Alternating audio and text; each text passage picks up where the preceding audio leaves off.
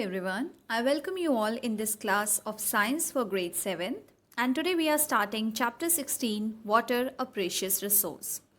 In this chapter, you will learn about forms of water, usage of water, sources of water, followed by natural distribution of water in India and scarcity and conservation of water. So let's start with our first topic.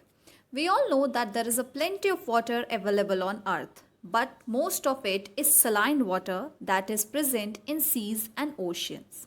Only 3% of water is fresh water. That too, 0.06% is available in the solid form as ice caps and glaciers. So only 0.94% of the total water available on earth can be consumed as it exists in liquid form. All those sources from where we get water is called sources of water, like well, rain, stream, river, tap, lake, etc. We know that there are three states of matter. Like all the matters, water exists in all these three forms. It exists as solid, liquid, and gas. As solid, water exists in glaciers, icebergs, snow, hail, frost, and in ice crystals. As liquid, you will see water in rain, dew, and river water. As gas, you will find it in water vapor, fog, and stream. Now, we have to remember three facts. Water freezes to ice at 0 degrees Celsius and it vaporizes into steam at 100 degrees Celsius. Also, between 0 degrees Celsius to 100 degrees Celsius, it remains in liquid state. Next, we know that water keeps on changing its state from solid to liquid, liquid to gas, and gas to solid. So this continuous circulation of water in nature is called water cycle. As the water is the main source here, so it is also called hydrological cycle. This continuous cycle helps to maintain the amount of water available on the earth because water evaporates and condenses in the atmosphere to form clouds. After that, it comes down as rain, snow, or hail by precipitation.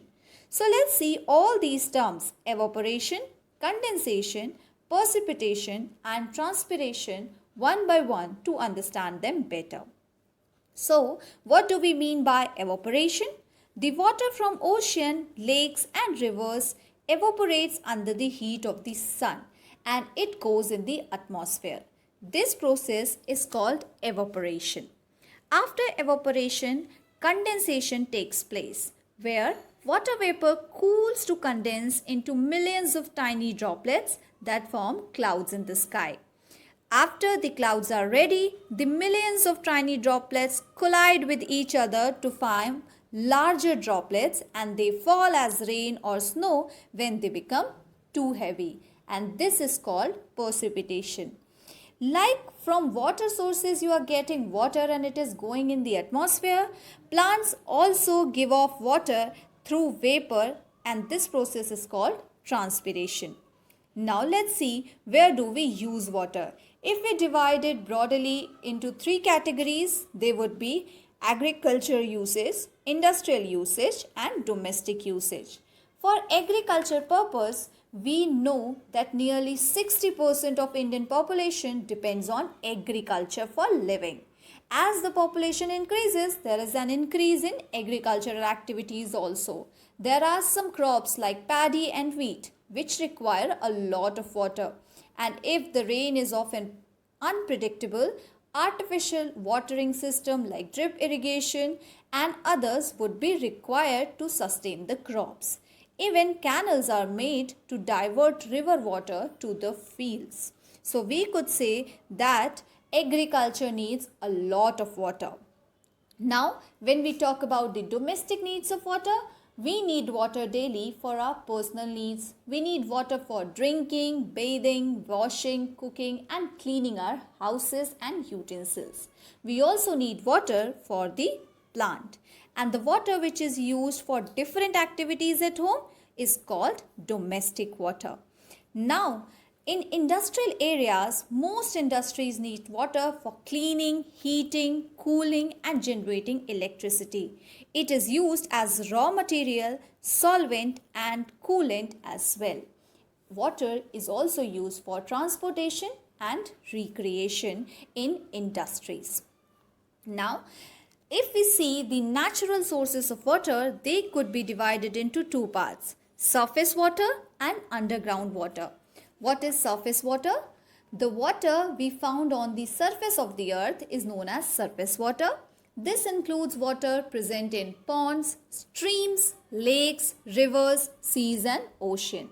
Maximum amount of surface water is present in the seas and ocean, and as I told you, it is salty, so it cannot be used directly for drinking. Now, what is underground water? Water that seeps through the soil and gets collected underground is called underground water. It is also called groundwater. And this process of seepage of water into the ground is called infiltration. Okay?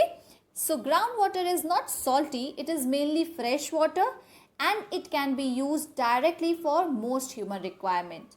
For it, groundwater is collected by wells, tube wells or hand pumps through the ground. Let's see what is water table. So, water table could be defined as the top level of the ground. It varies from place to place. Sometimes underground water gets trapped between the hard rocks below the water table. The stored underground water is known as aquifer. Water can be pumped out from the aquifer through the tube wells. Now, the natural distribution of water. See, water availability in India depends mostly on the seasonal monsoon and it varies in different parts of the country. Some regions like northeastern states and western Ghats, they receive heavy rainfall, while others such as Thar Desert in Rajasthan and western parts of Gujarat may not receive rain for many years. This uneven distribution causes floods and droughts. So let's see what are the key facts that you need to remember from this water distribution. Water availability of India depends on seasonal monsoon. Throughout the country, the monsoon comes in June and October. But in exception, Tamil Nadu, the monsoon occurs from October to November. The main three sources of water as rivers are Ganga, Indus and Brahmaputra. The rise in water level of river, you will observe it as flood, and if the water level will go down the river water, then it will be observed as drought. Okay. Now, let us see what is dam. A dam is an artificial wall built across a river and water is allowed to collect behind this wall in a reservoir. So, why these huge concrete barriers are built? They are built to store water. That water is diverted through canals for irrigation. There are some examples of dams like Hirakund on Mahanadi and Bhakra Dam on Satluj River. Okay. The Indira Gandhi Canal, it carries water from this dam called Bhakra Dam to the desert region of Rajasthan, because in desert region of Rajasthan you will find the scarcity of water. Now, there are three important terms that you need to remember. The difference between peninsula and island. If the piece of land is surrounded by water from three sides, it would be considered as peninsula, and if it is surrounded by water on four sides, it would be considered as island. The examples for both of them could be India and Sri Lanka respectively. Let's see what happens when the scarcity of water occurs and why it is the very big problem.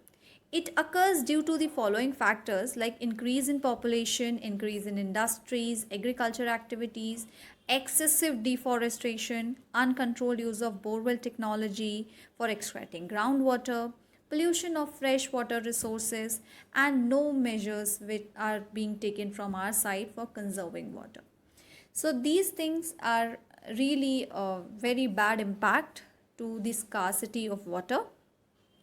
Because if the water scarcity will occur, we will see these facts like plants will get weakened and they will prone to disease.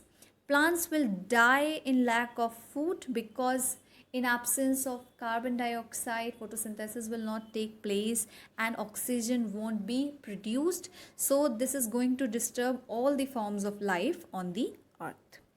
Therefore, it is very much required to conserve water, to save water.